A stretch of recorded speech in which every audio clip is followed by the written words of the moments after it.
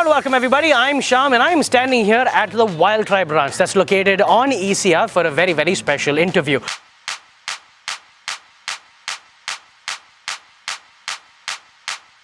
You've seen in VIP, his name is Amitash. Video edukunu Anirudh. I actually never think for that one. Oh, come on, bro. Give me some ideas, please. Tell me one answer quickly. I'll just say something. Tell you some answer.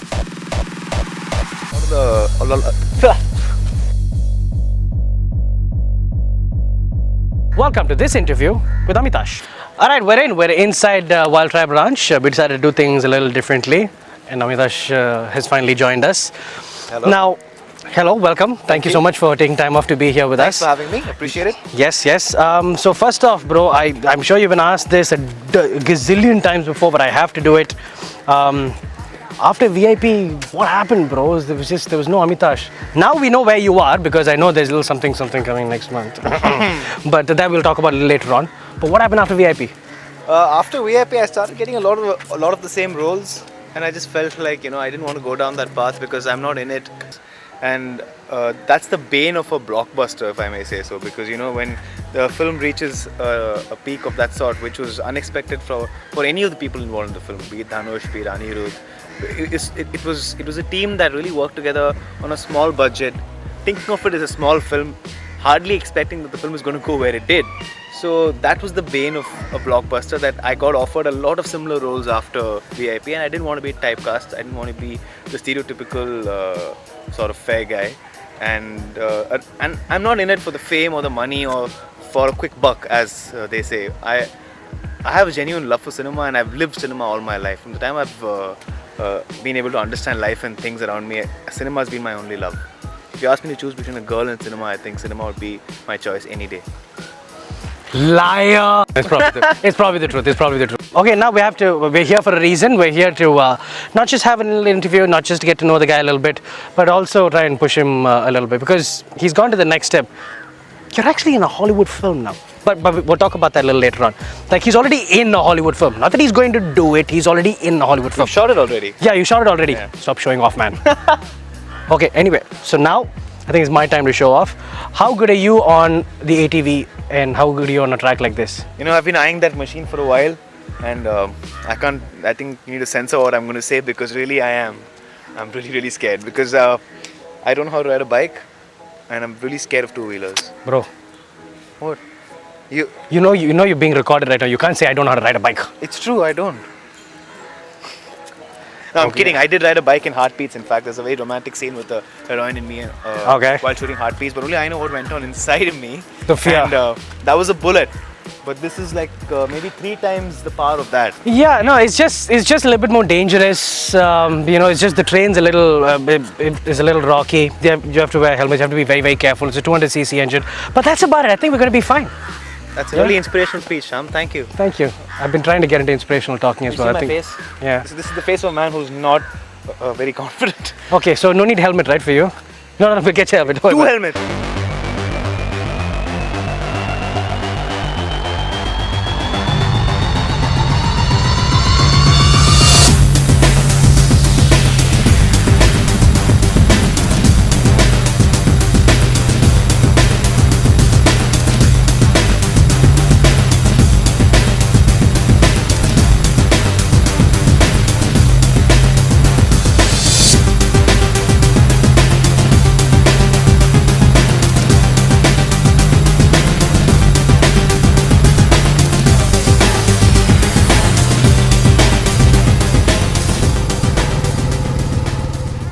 There's many things that we do here at Provoke. One of those things is provoking people to do something that they're not quite accustomed to doing and ensuring that they enjoy it. Am I right? That's an understatement. Yeah, the ATV was fun. It was crazy. It was kick-ass. After the first round, I felt like I owned it. Thanks to you, honestly. Yeah, that was Positive really good. reinforcement. Positive reinforcement. Yeah, and you were quite natural at it as well. The hashtag was, what is it? Gun it, bro, gun it. Gun it. Yeah, guys, gun it. You're coming out with a Hollywood film next month. Yeah. And not like an English film, not like a crossover film, but a proper thoroughbred Hollywood film. Yeah. So much so that during the auditions, they actually weren't supposed to give it to this guy. Okay, they were supposed to give it to some really, really big names. Yeah. And you persisted. Yeah. I'd like you to tell me a little bit about that, man. Yeah, so I didn't know about that until after I finished the film. But while we were auditioning, it was a pretty grueling process. And my only idea and thought in the entire thing was that I shouldn't give up, right? Because here I was meeting the man who's created the biggest billion-dollar dance franchise movie in the world, Dwayne Adler, who's created Step Up. So when I met him, he was the most kind, humble man, and that was we had a lovely energy going from the word go. But then energies and getting the film are two different things, right? So I had to audition, and I auditioned with an Emmy award-winning choreographer and somebody who had just recently worked on Bajirao Mastani at that time. They played a couple of songs, and I had to audition with people that I was feeling nervous with because they were big achievers in the field. So purely on merit of talent, right? And then I decided I'm not going to give up. Even if I fall, faint, collapse, what's the worst that could happen to me? I'll fall, I'll collapse, but that's pretty much it. So I decided I'm going to go for it, and I think I kept asking for one more take. And Dwayne was kind enough to say, yeah, give him one more take. And he in fact came up to me and said, I always give actors one more take when they ask for it because that's when the best happens. And that last take I remember, I was not wearing the appropriate shoes because I didn't know I was going into the audition. But after I finished that, I think I needed a lot of time to recover from that. And then we went back and forth. We did chemistry tests. Then we did readings with Dwayne in his room. We figured out what the right energy is with the heroine as well because she was already cast by at that point. So yeah. So now it's time for us. We're on this high rise for a particular reason. Somebody has a fear of heights. I can't even go to a terrace without feeling vertigo. Right, but see, today is the day of provoking, bro. We're trying to provoke everything inside of you. All up for it. Yeah, and now we've gotten you over the ATV fear. I think now you love ATVs. It's a slightly more valid fear though. Just look at the... Yeah, I understand the height and I understand all of that, but we've got the harnesses, we've got the thing, and it's just it's fine, bro. It'll all be good, right? I told you, you've got any problems, you see the producer behind the camera, that's the guy. Yeah. Okay, that's the guy. If anything happens to me, disclaimer, contact Sham, okay?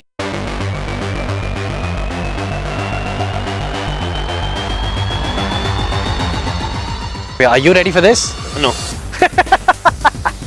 Nice one.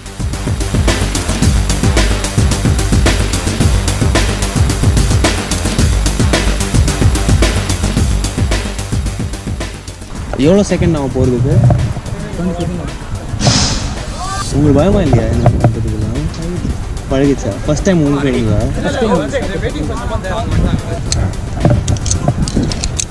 No fear! Let's go! Mad guys! It's a lift off!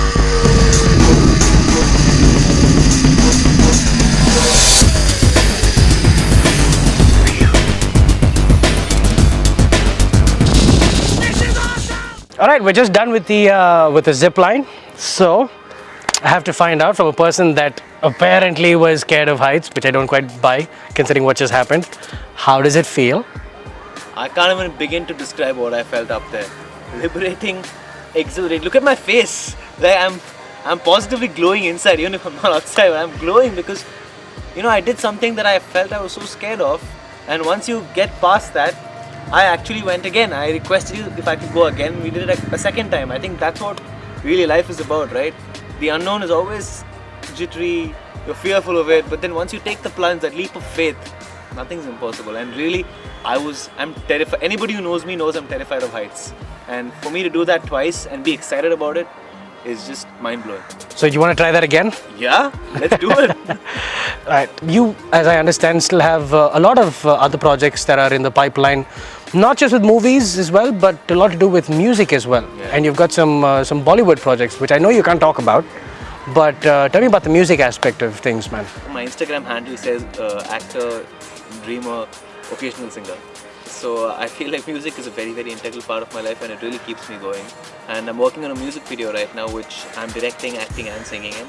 And I'm really excited about that because I want to do something, I want to emulate the West on that front. Johnny Depp still goes and performs in, not to compare the scale, but just the fact that he's an actor as well as a musician. And I'd like to be authentic at both things. And that's something that I'm really interested in pursuing and following.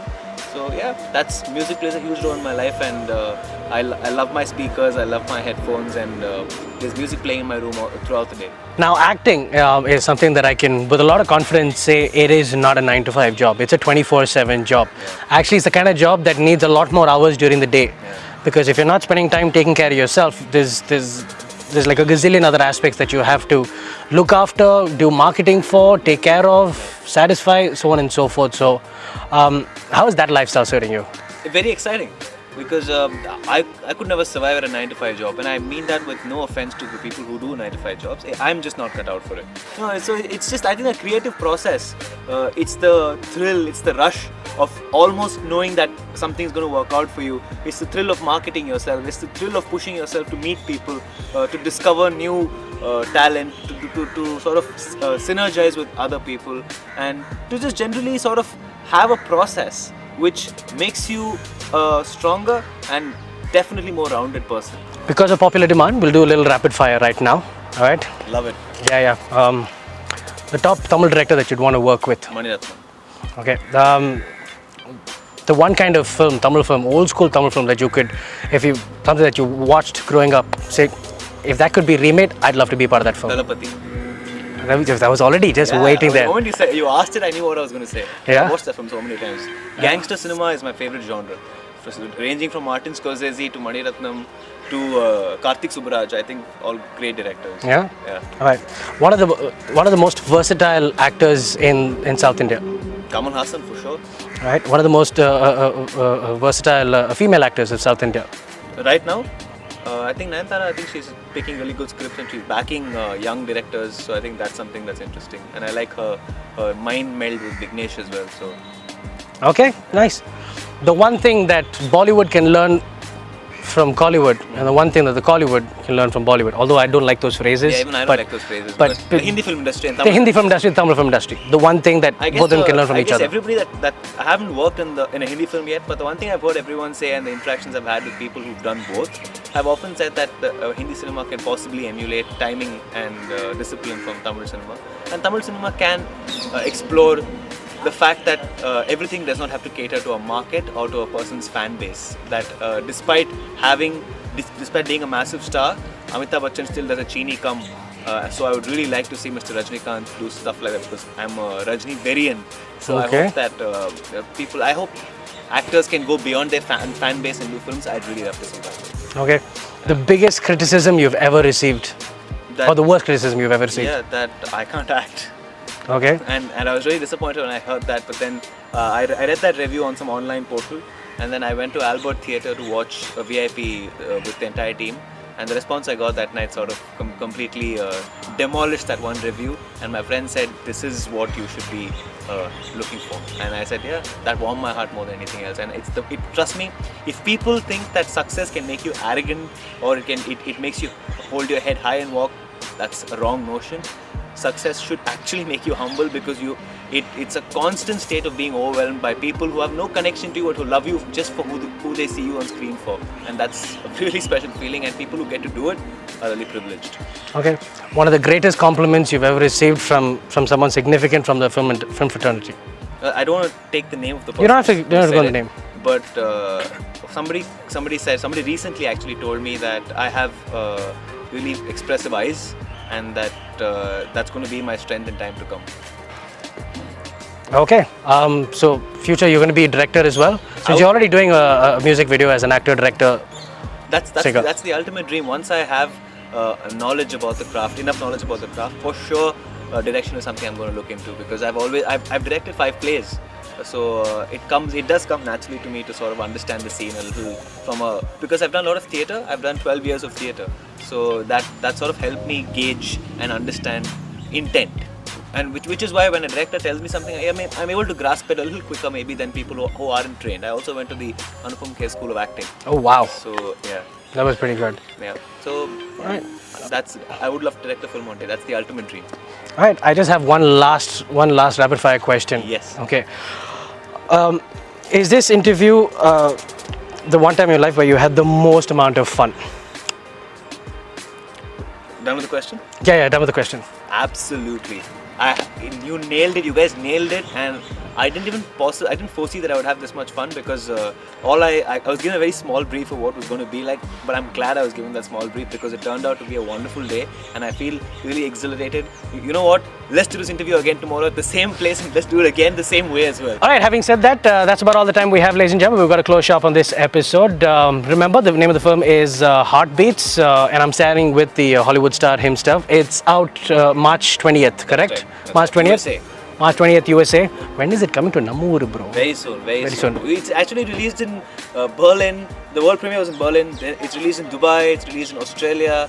So it's just a matter of time. It's just a matter of time before it gets here. To see it. Yeah, we can't wait to see it as well. You do have to drop by again. Thank you so much for this. Thanks for this. Loved it. Yeah, I loved it too. Remember, I helped you break all of those shackles and all For that. sure. Yeah. You're the man. Yeah, see? You heard him say it. I'm the man. Well, with that, we've got to wrap things up. I'll catch you guys next time. Bye-bye. Take care.